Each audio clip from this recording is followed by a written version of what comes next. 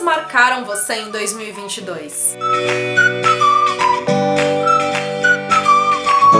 Oi gente, eu sou a Ione do Minha Vida Literária, bem-vindos ao primeiro vídeo de 2023. Ele vai ser aquele resumão, um vídeo que vocês amam sobre as melhores leituras de 2022. Você que me acompanha, que livros você acha que vão figurar aqui nessa lista? Vale lembrar que esse não é um ranking, não são livros que estão classificados entre eles como melhores ou não. Eu vou apresentar os livros de acordo com a ordem que eu fiz as leituras e que são aqueles livros então que nessa minha retrospectiva, no pensar tudo que eu li no ano, figuraram como destaques. Vou começar com aquele livro que foi minha primeiríssima leitura do ano e inclusive na vídeo resenha dele eu mencionei que eu tinha certeza que ele entraria nessa lista de melhores do ano. Foi o Gente Ansiosa, do Frederick Backman, livro que conta com tradução da Mayra Parula. Fiz a leitura em e-book e até agora eu ainda quero comprar a edição física para ter na minha estante, porque foi realmente um livro que eu amei, assim como eu quero ler outros livros do autor. E uma das coisas que eu mais gostei nesse livro foi a habilidade do autor de trazer uma leitura divertida. O humor dele é muito bom, mas como ele é um humor também melancólico, de como ele consegue mesclar muito bem esses diferentes humores que o livro traz.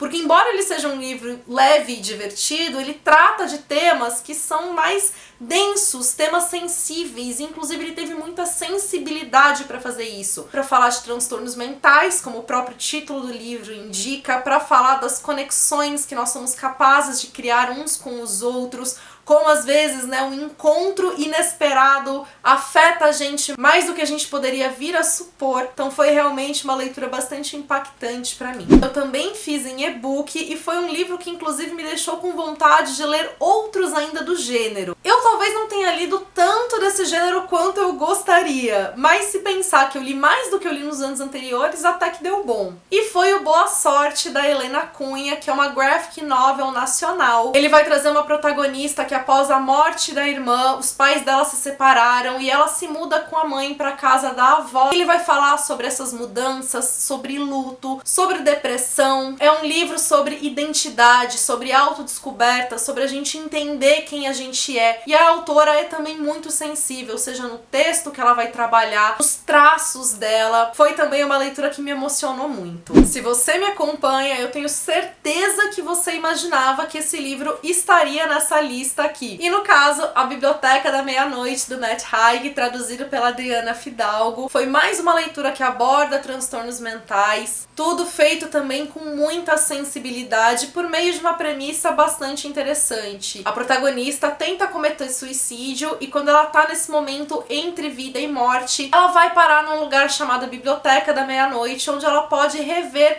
todas as diferentes vidas que ela poderia ter se ela tivesse feito outras escolhas ao longo da vida dela. Não foi um livro surpreendente no sentido do desenvolvimento dele ter ido por caminhos que eu não esperava. Conforme o autor foi construindo a mensagem que o livro traz, já era possível imaginar, como o livro terminaria, mas ainda assim foi um livro tão gostoso de ler. Aquele livro que te fisga. Eu li em apenas um dia porque eu não conseguia parar de ler. E que eu achei as mensagens tão importantes, passadas de uma maneira também que construiu uma história muito interessante, que enfim, não teve como eu não me encantar pela leitura. Quando eu terminei de ler, eu senti assim aquele abraço gostoso e por isso também eu falei demais do livro desde que eu fiz a leitura dele. Uma comédia romântica que me conquistou foi o Nossa Estação, da Laura Jane Williams, traduzida pela Letícia Monteiro. Esse livro foi tudo que eu precisava ler quando eu fiz a leitura. Aquele livro que faz com que a gente acredite simplesmente que às vezes coisas maiores podem acontecer, que a gente acredite em amores predestinados, aquelas coisas que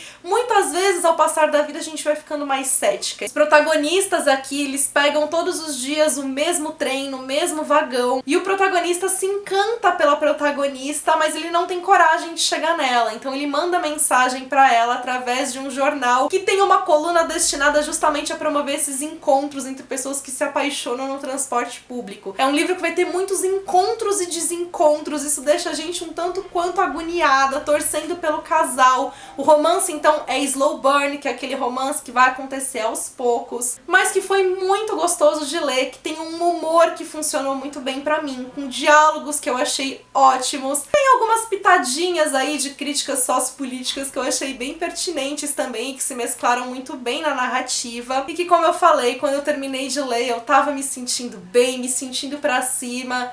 Foi exatamente a leitura que eu precisava naquele momento. Um livro que me conquistou principalmente pela narrativa poética da autora, A Vida Invisível de Ed La Rue, da Vi Schwab, traduzido pela Flávia de Lavor. Esse é um livro que ele foge um pouco do gênero que eu tô habituada a ler, porque ele vai ter uma mescla aqui com fantasia, mas ainda assim ele se passa o suficiente no mundo real pra eu não me sentir tão desconfortável na leitura. A protagonista, que é Ed La Rue, ela faz um pacto com um deus da escuridão que, em troca de poder viver a vida que ela sempre desejou, com liberdade, pelo tempo que ela quiser, ela nunca vai ser lembrada por ninguém, ela não deixa marcas no mundo. E aí a gente acompanha a vida dela já depois de 3 séculos desse pacto, com ela vivendo nessas condições, e ao mesmo tempo, como foi que ela chegou naquele ponto, né? Todo o desenrolar da vida dela. Então é um livro que a autora brinca com fatos históricos, que ela vai falar da importância da memória, da arte, e como eu mencionei, ela tem uma narrativa muito poética, que fez com que eu marcasse diversas passagens, e o final desse livro foi daqueles também de tirar o fôlego, e que eu gostei muito de como a autora conduziu uma história que é tão rica, com tantos detalhes, um livro que é relativamente longo aqui, né,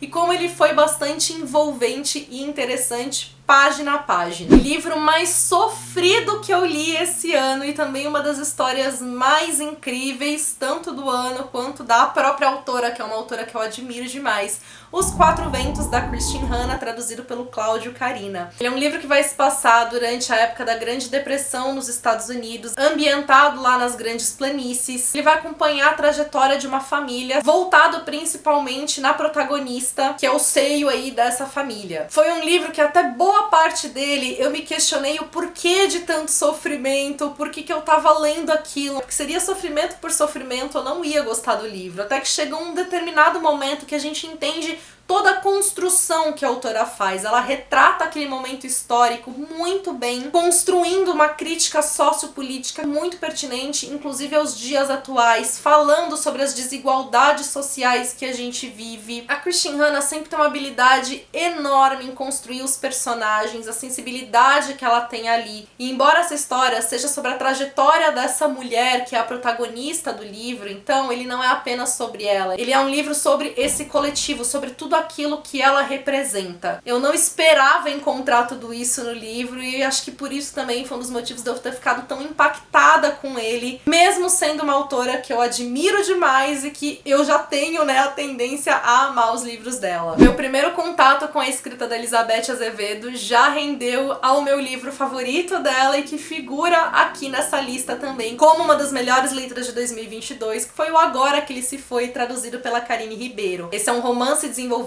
em versos. Ele conta a história de 2 garotas que não se conhecem. Uma delas mora na República Dominicana, a outra mora nos Estados Unidos, e a vida das duas se conecta quando o pai delas morre em um acidente de avião, e elas descobrem que elas são irmãs e que o pai delas tinha uma vida dupla. A forma de como a autora trabalha todos os conflitos familiares, como ele desenvolve a identidade de cada personagem, os temas que ela coloca aqui, sério, foi uma leitura incrível, que ela é muito recheada de várias camadas, e que fica ainda mais incrível por ser construída em poesia e com tanta sensibilidade. Esse ano eu consegui ler um dos livros da Clarice Lispector que eu mais queria ler, e também foi uma leitura bastante sensível, que trouxe muitas reflexões e conversou comigo de diferentes maneiras, que é uma aprendizagem, o Livro dos Prazeres, em que a gente tem aqui como protagonista a Lori, uma mulher que ela evita os sentimentos por medo da dor, e o livro basicamente é toda essa entrega dela, essa reflexão dela, essa abertura dela aos sentimentos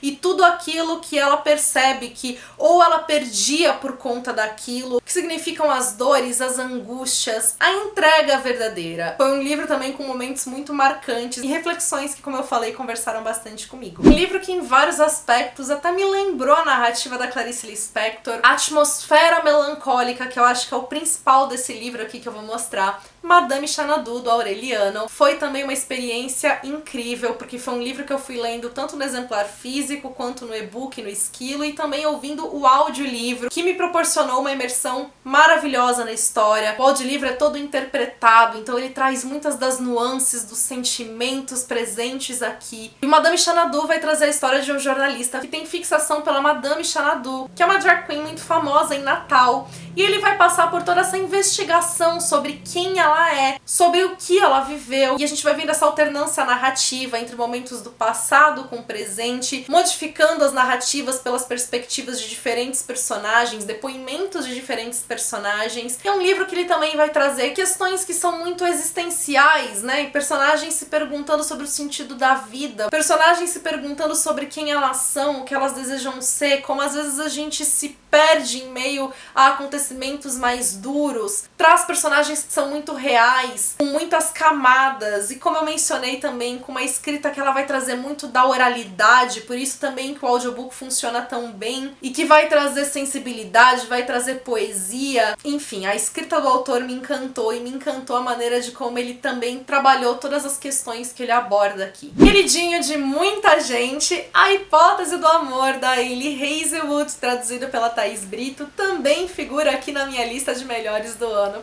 Que comédia romântica delicinha, gente, vamos combinar. Foi aquela leitura que fluiu muito rápido, que eu não queria parar de ler, que eu me envolvi com os personagens, passei uns panos em alguns momentos aqui que a gente releva, que também trouxe um debate que eu achei muito importante sobre papéis femininos no mundo acadêmico, sobre o machismo que existe nesse meio, que já é um meio que exige muito de todo mundo que faz parte dele, como ele acaba sendo um meio muito injusto, muito tóxico muitas vezes, e como ele acaba sendo ainda pior quando se é mulher. E a autora faz tudo isso muito bem, sem perder a leveza narrativa, sem deixar de construir o romance. É um livro muito divertido, com muitas passagens que me fizeram dar risada. Eu gostei muito como ela desenvolveu a protagonista, todos os medos que ela carrega, as relações que ela tem de amizade principalmente. Então, enfim, pra mim o livro foi tudo isso que falaram dele mesmo. Outra comédia romântica que me conquistou foi Um Amor de Revanche, da Paula Vivian, a autora que já tinha me conquistado com a trilogia dela Sétimo Andar, que é formada por 3 novelas,